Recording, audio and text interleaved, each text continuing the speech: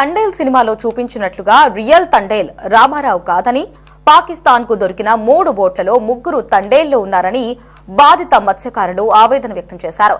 రచయిత కార్తీక్ తమ గ్రామాలకు వచ్చి వేట సమయంలో తాము పడే ఇబ్బందులు, పాకిస్తాన్ పోలీసులకు చిక్కి 14 నెలల పాటు పడిన కష్టాలను కథ రూపంలో చిత్రం నిర్మిస్తున్నామని, ఈ కథ మరెవరికీ చెప్పవద్దని 21 కుటుంబాలకు 45,000 చొప్పున అందజేశారని తెలిపారు. అయితే గతంలో హైదరాబాద్ లో నిర్వహించిన ప్రీ రిలీజ్ ఈవెంట్ కు కేవలం 4 మాత్రమే తీసుకెళ్లారని, సక్సెస్ మీట్ లో తమను సన్మానిస్తామని చెప్పినా కనీసం వేదిక కూడా ఎక్కనివ్వకుండా రచయిత కార్తీక్, రామారావు అడ్డుపడ్డారని ఆవేదన వ్యక్తం చేశారు. మనం 22 దొరికిపోయాము. 22లో ఆయన ఒక్కడే మాత్రమే లబ్ధి పొందుతాడు, కానీ ప్రతి విషయంలోనూ మనల్ని ఎవరిని కూడా ఏ ఒక్క బాధితుడిని కూడా ఈరోజు వరకు మనల్ని ఎప్పుడు కూడా ఆడియో ఫంక్షన్కి కానీ లేకపోతే కొన్ని ప్రోగ్రాలకు కానీ కొంతమంది సినిమా వాళ్ళు ఏదో అని చెప్పినప్పుడు కానీ మనల్ని ఎవరు కూడా సహకరించట్లేదు, మమ్మల్ని పిలవట్లేదు. ఈ విధంగా మనం ఏదైనా సరే ఒక మీడియా ముందుకెళ్ళి మన బాధలు అనేది చెప్పుకుంటే రేపు అవతలోడు మనకి ఏదైనా సరే మీడియా పరంగా మనకు న్యాయం జరుగుతుందని ఈరోజు ఇక్కడ మీడియాకి రావడానికి కారణం ఇది. మాకు మరొకటి ఏంటంటే, ముందు ఆడియో ఫంక్షన్ అయ్యేటప్పుడు హైదరాబాదు 62కి బస్సు వేసినప్పుడు అదే రామారావు మా బాధితులు అందరూ కూడా ఇక్కడ మన శ్రీకాకుళంలో ఉండి కూడా ఆల్రెడీ ఏంటంటే వలసలు వెళ్ళిపోయారని చెప్పి శ్రీకాకుళం నుంచి అక్కడికి హైదరాబాద్ వెళ్ళి హైదరాబాద్లో ఏ ఒక్కరు కూడా లేరు, అందరూ బాధితులందరూ వలసలు వెళ్ళిపోయారు, మరి రావడానికి అవ్వలేదని చెప్పి ఒక అబద్ధం మాటలు చెప్తానండి.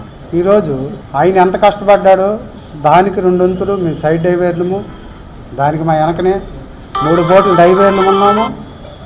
లాస్ట్ ఏంటంటే 3 బోట్ల డైవేర్లో ఒక ఇంపార్టెంట్ కొన్ని మెయిన్ డైవేర్ అనుకో, ఆ రోజు మేము సహకరించి అయ్యా నువ్వు పెద్ద దిక్కులాగా ఉన్నావు కాబట్టి, మెయిన్ మనిషి కాబట్టి నువ్వు ఇక్కడ ఏదైనా సరే 20 మందికి కూడా ఒక మంచి చేస్తావనే ఆలోచనతో నువ్వు ముందుకెళ్ళమని చెప్పి ఒక అవకాశం ఇచ్చినప్పుడు ఆ అవకాశాన్ని నువ్వు మంచిగా వినియోగించుకోలేదు.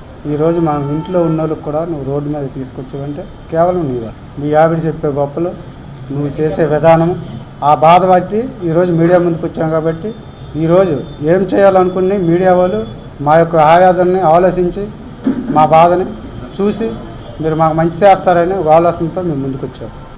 ఎంతవరకు జరిగింది సార్? దొరికిపోయారు, మా దరిద్రం కూడా దొరికిపోయారు.